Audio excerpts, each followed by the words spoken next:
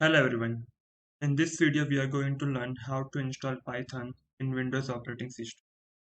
So first go to Google and write download Python. We'll click on the first link which is download Python from the official website of Python. Scroll down, you will find many versions of Python, but the one I choose is Python 3.6.8.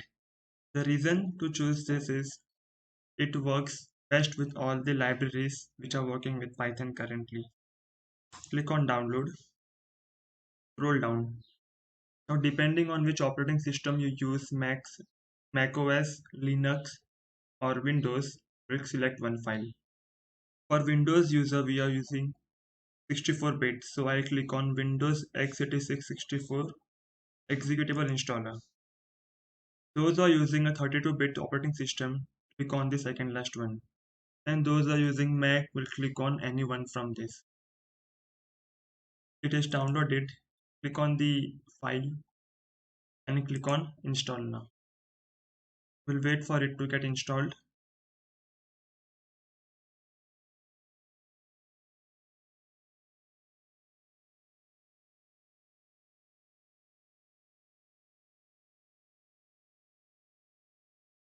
Now this software is installed in our system, but how to check if it's working or not?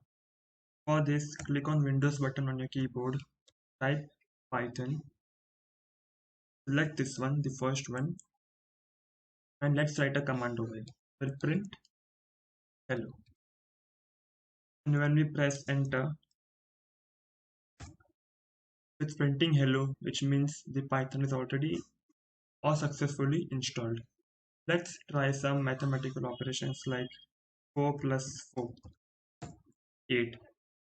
So the Python is installed in your system and it's ready to use.